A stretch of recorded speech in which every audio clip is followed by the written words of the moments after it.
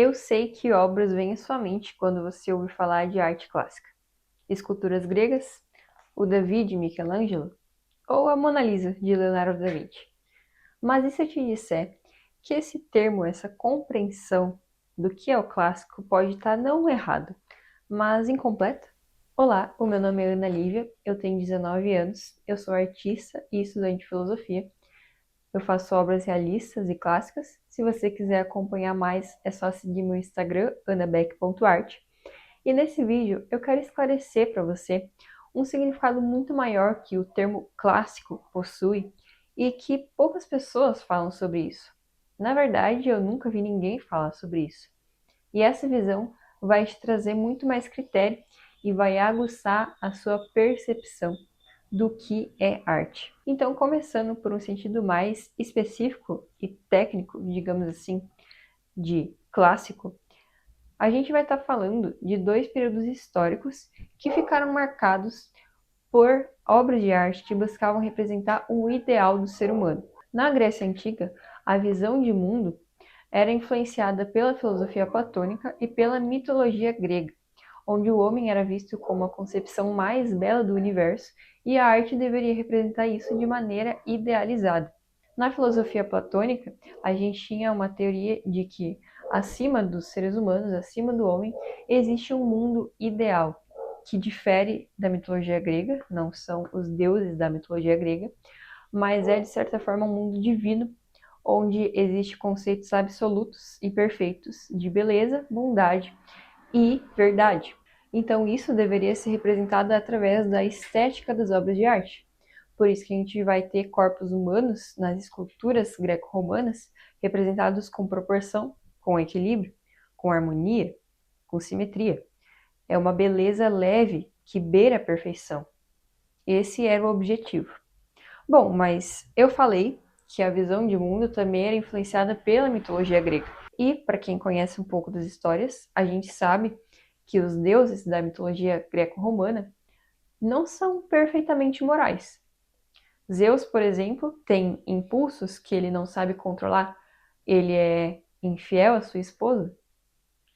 Afrodite, que é a deusa do amor, na verdade é mais ligada a uma paixão intensa e por vezes descontrolada. E os artistas também, eles representavam esses deuses em suas obras. Então, como eles buscavam o ideal se estavam representando essas coisas que diferem totalmente do ideal platônico? Acontece que um Zeus de uma escultura greco-romana não é esse Zeus adúltero e impulsivo.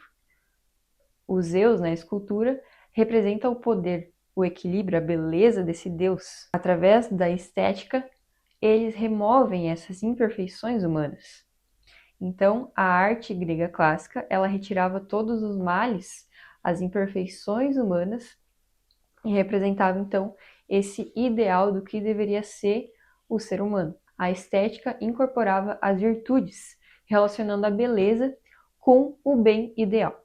E no Renascimento, que foi um movimento artístico que floreou por cerca do século XIV e XVI, justamente os artistas resgataram esses princípios da antiguidade clássica, tomando para si esses princípios idealizadores de proporção, harmonia e essa busca pela perfeição e aplicaram isso ao cristianismo, mantendo a mitologia grega agora não como realidade, mas como símbolo. Então, os artistas renascentistas e o próprio povo renascentista não tinham a mitologia grega como uma crença verdadeira, uma religião, mas isso foi mantido para eles e até a nossa época atual como símbolo das ações humanas, dos impulsos, das virtudes e dos vícios. E agora então a arte, depois de passar pela Idade Média, enfim, ela volta a querer representar essa idealização do ser humano, essa valorização do corpo, do homem e ligando ele a um ideal superior. E aqui então não é mais a escultura o principal meio de arte, mas a pintura, onde a gente vai ter a grande tríade de pintores, que é Leonardo da Vinci, Rafael e Michelangelo, com suas obras belas e leves, que até hoje nos soam como obras praticamente perfeitas. Por exemplo, a Capela Sistina de Michelangelo, onde a gente tem a famosa obra Criação de Adão, que representa Adão com um corpo proporcional, perfeito, e ele está ali então em união com Deus. Então agora, no Renascimento, aqueles ideais clássicos estéticos são revividos e unidos aos símbolos cristãos, às histórias cristãs. E como eu falei, a mitologia grega também ainda é conservada com seus simbolismos, por exemplo, na obra O Nascimento de Vênus, de Sandro Botticelli, que foi um outro artista renascentista maravilhoso. Ele pinta Vênus não como uma deusa que tem alguns vícios, talvez uma paixão descontrolada, mas sim como simplesmente um amor puro. Essa estética revela simplesmente a deusa do amor. Então, o ideal clássico se resume a isso, a uma representação da natureza humana e dos deuses, inclusive, de forma perfeita, sem mácula, sem mancha. Como diz o historiador e crítico de arte Wolffing, em suas criações perfeitas não se encontra nada pesado ou perturbador, nenhuma inquietação ou agitação. Todas as formas manifestam-se de modo livre, integral e sem esforço. Ou seja, são obras que nos trazem uma leveza, um bem-estar quando a gente olha para elas. Eu estou aqui com A Última Ceia, que eu desenhei há pouco tempo. É uma obra do Leonardo da Vinci, do período do Renascimento. E ela, todas as suas cores, a composição, ela exemplifica justamente isso. Ela é uma obra que traz leveza e que traz uma paz quando a gente olha para ela. E se você é alguém que já me conhece há um tempinho, que me segue no Instagram, talvez já tenha me ouvido falar que só a arte clássica é arte. Que a arte clássica é o auge de todos os períodos artísticos.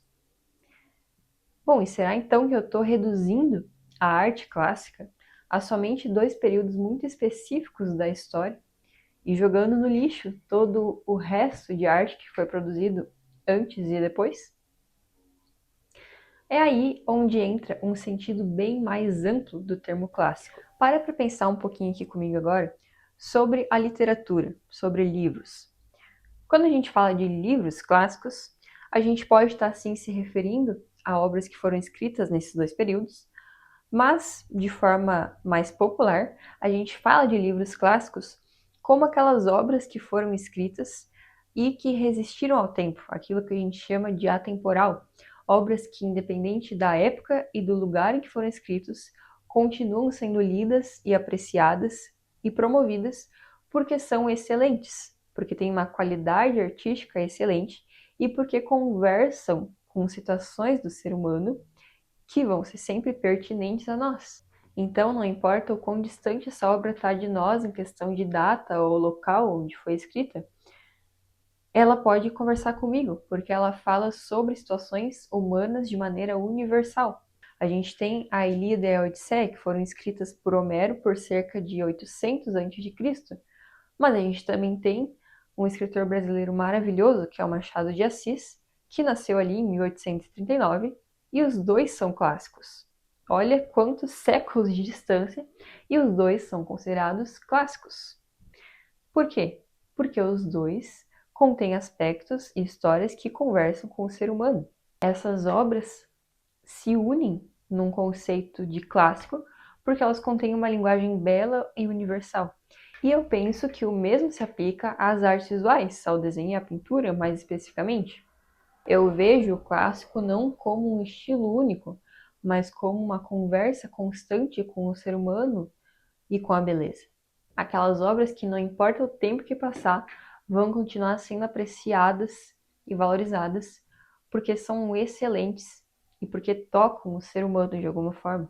E eu não vejo melhor exemplo para mostrar isso do que através do Barroco. O Barroco foi um movimento artístico que surgiu por volta dos séculos 17 e 18 e que nasceu como oposição ao Renascimento. Nas pinturas barrocas, a gente vê cenas representadas com muito drama e intensidade. Uma característica muito forte desse período é um alto contraste de luz e sombra. A gente pode notar isso nas obras de Caravaggio, que é o maior artista barroco, inclusive o meu favorito, que representa justamente essa intensidade e emoção nas obras, o que difere totalmente do Renascimento, onde tudo era leve e estável. E eu vejo o Barroco como arte clássica. Mas como poderia ser isso? Como o barroco, que pretendia ser contra o Renascimento, pode ser um clássico? Porque o clássico estava voltado para um idealismo, e o barroco é totalmente diferente. No barroco a gente vê as imperfeições humanas sendo representadas, os males humanos são representados. Como? Como os dois são clássicos? Acontece que existe um ponto em comum entre Renascimento, entre o Barroco e entre outros movimentos que poucas pessoas percebem. Quando nós olhamos, por exemplo, a escultura O Rapto de Proserpina, é uma obra feita por Jean Lorenzo Bernini, o maior escultor barroco. Ela representa uma história da mitologia romana, onde basicamente o deus Plutão, ele vê Proserpina, que é uma jovem muito bela, colhendo flores, ele se apaixona por ela e ele quer ter ela para si, então ele sequestra ela. E essa escultura mostra esse momento, essa tensão, essa dor de Proserpina e esse desejo descontrolado desse deus. E essa obra representa toda essa tensão emocional, a resistência, a violência. Mas tudo isso é apresentado com domínio técnico. A gente vê os dedos afundando no mármore que parece uma pele. Existe uma beleza na forma dessa obra. E essa beleza, ela nos traz clareza narrativa sobre o que está acontecendo.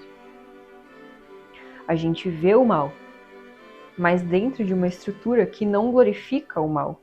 Então aqui o mal ele não é promovido, mas ele é ordenado dentro de um sentido. E justamente isso impede que a gente banalize esse mal.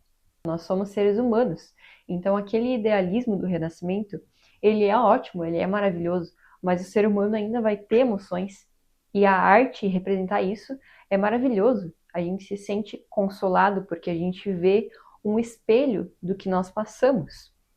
A arte barroca, quando representa esses males, ela não está falando que isso é certo, não tá colocando isso como um ideal a ser seguido, mas está demonstrando o que acontece na realidade e demonstrando isso com beleza. A obra continua sendo bela, porque ela é feita com excelência artística. Então a beleza aqui, ela não esconde o mal, como era no ideal clássico grego e no Renascimento, mas ela revela o que ele causa. Até mesmo a morte, que ninguém diria ser bela, é representada com beleza no barroco. O horror é organizado pela beleza, como por exemplo nas obras barrocas que representam o sacrifício de Cristo. O sangue, a morte, o sofrimento, mesmo nisso ainda há beleza, porque Cristo foi crucificado por um motivo belo, para nos salvar. Foi morto injustamente, porque não tinha feito nada de errado, mas ainda assim, essa morte é bela, porque teve um motivo que apontava para um bem maior. Então, o barroco ele retrata o real, mas ordenando esse real com beleza dentro de um sentido. Como a gente entende o que está acontecendo na obra, a gente consegue, além de nos emocionar e nos vermos, talvez, naquela situação, a gente também consegue refletir sobre o que está acontecendo, porque a obra é bela, porque ela tem ordem. E a gente vai ver esse padrão de excelência estética conservado também em outros movimentos. Esse padrão onde há proporção, harmonia, onde a gente consegue de fato entender o que a obra está comunicando, ainda é conservado no neoclassicismo, no academicismo, no romantismo, no próprio realismo, em alguns movimentos iniciais do período moderno, como o impressionismo e algumas obras expressionistas, mas por algum motivo, conforme o passar dos anos, a arte moderna e contemporânea começou a abandonar a beleza, se tornaram rebeldes contra qualquer ideia de beleza, e agora o objetivo não é mais usar a cor para descrever o mundo, mas sim para distorcer. Não se busca mais a harmonia, mas a deformidade total. Porém, independente disso, a beleza clássica vai sempre ser revivida por artistas por pessoas que amam a arte e que se importam com a beleza de verdade. No fim, real e ideal caminham juntos, ambos apontando para algo que está além do homem, ambos mostrando que o ser humano precisa de beleza, sendo representando as coisas ruins que a gente passa com uma ordem estética, ou seja, representando um mundo ideal pelo qual a gente anseia. Clássico é aquilo que fica, aquilo que importa. Movimentos e obras que apontam para um bem maior. Quando eu falo que só arte clássica é arte, é exatamente isso que eu quero dizer. E se você gosta desse tipo de conteúdo, não se esquece de se inscrever no canal, curtir, fazer o seu comentário, compartilhar com outra pessoa que você sabe que também gosta e também lembra de me seguir no Instagram para acompanhar as minhas obras, outras reflexões e saber mais do meu dia a dia e de quem é Ana Lívia Beck. Obrigada e até mais!